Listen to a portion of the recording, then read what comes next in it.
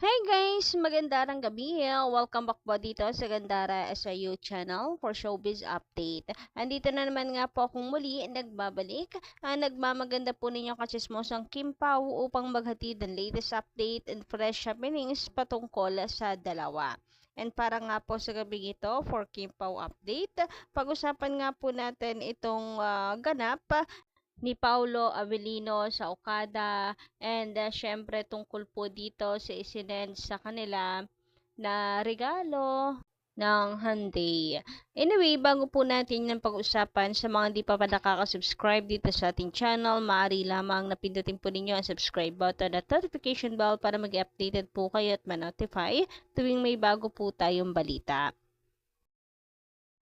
So, sa Tiyembre pa nga lang po, may inilabas ng video itong si Paolo Avellino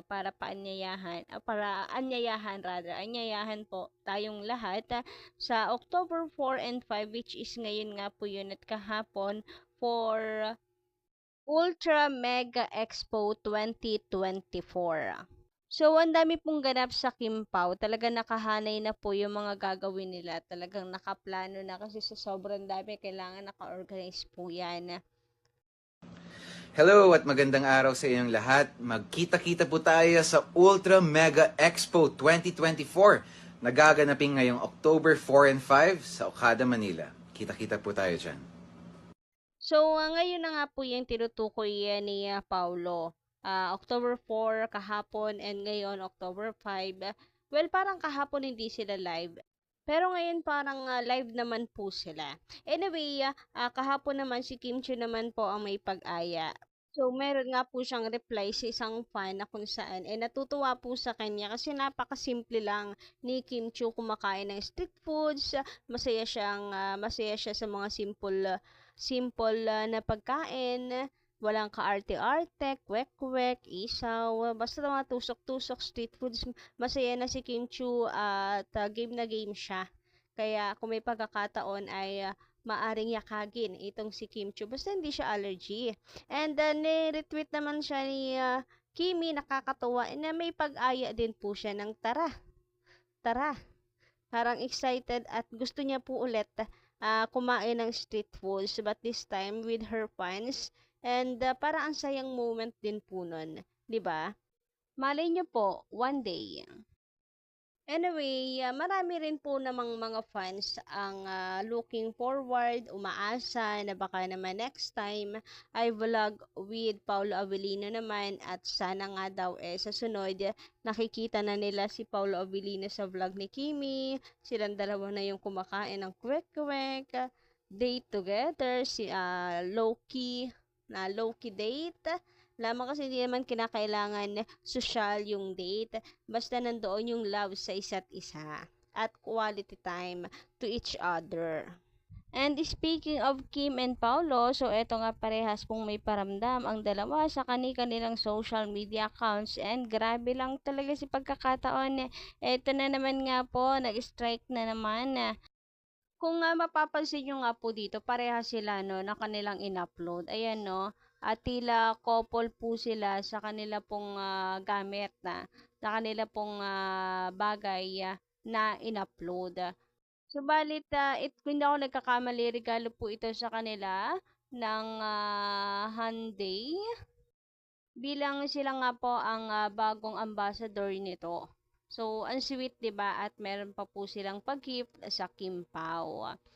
Samantala, isa rin po sa in-upload ni Kimi ito sa kanyang IG story. Kung makikita po ninyo isang sasakyan from Hyundai. Grabe nga naman talaga ang Kim Pao. Hindi na po natin maabot sa sobra pong taas pero ganun pa man, napaka down to earth. Pilit po nilang binababa yung sarili nila para po sila ay maabot ng kanilang mga fans. Pero ang totoo niyan, superstar na po talaga ang dalawang ito. Grabe, no? Inangkin na po talaga ng Kim Pao ang taon na ito. Lahat po ng blessings ata sinalo na po nila. Pero okay lang po iyan. Para lagi po natin nakikita magkasama ang Kim Pao. Cheers! Anyway, caption po dito ni Kim Chu. Pangalawang upload na po niya ito eh. Parang dinilit po niya yung una. So, itinag nga po niya ang Hyundai Motor Philippines Tucson Hybrid. Yan po yung kanyang ito pala yung una niyang in-upload. Bago po i-delete. Samantala, ito naman po ang latest na nasagap natin kay Kim Pao. Tila parehas na naman po sila, di ba? Makikita niyo po dito. Baka magkasama, Charis. May ganap po si Paolo Avellino. Caption nga po niya dito, did some cardio before I heard to boxing gym. Samantala, basahin at pag-usapan naman po natin ang komento ni Miss Maricar Lim. Sabi po niya dito, maganda rin gabi. Sobrang inggit lang ang mga bashers ni Kim sa kanya. Sa layo na ng narating ni Kim, ang daming achievements on her own. Walang backer sa showbiz, naging superstar. Grabe ngayon, isipin mo yun, sariling sikap po niya.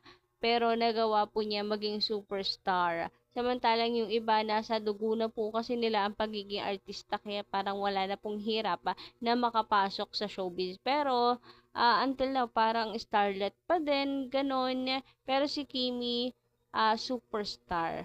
Talagang wala sa dugo ang pag-aartista. Nasa tadhana niya yan. Dinala siya ng tadhana dito. So, ang daming achievements on her own, walang backer sa showbiz, naging superstar. Selfless, mas inuuna ang family kaysa sa iba. 1 in 1 million ang katulad ni Kim na sinacrifice ang sarili para sa pamilya. Talagang napakabuti po ni Kim Chiu. Kaya hindi ko maintindihan bakit yung mabubuting tao may mga bashers pa rin kagaya po ni Kimi. Napilit siyang dinadown. Billionaire na si Kim at walang maibato ang bashers kung hindi kundi yung hindi niya pagtatapos. Mas pinili ni Kim ang opportunities over education kasi as says, opportunities knocks only once. At need ng family niya ang pera that time, so wala namang masama doon.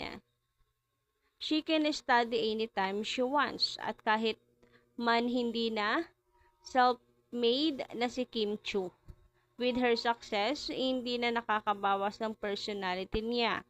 Hindi na nakakabawas sa personality niya ang pangbabash ng iba.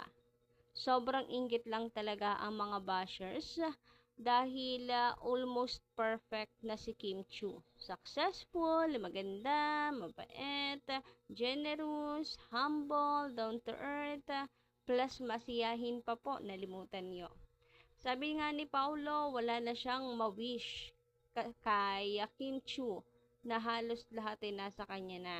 Nasa peak ang career, buo ang pamilya, maraming nagmamahal, maraming true friends na nakasupport sa kanya at syempre happy ang love life. Nandyan si Paulo. So bashers, manahimik na at move on. Grabe nga yun.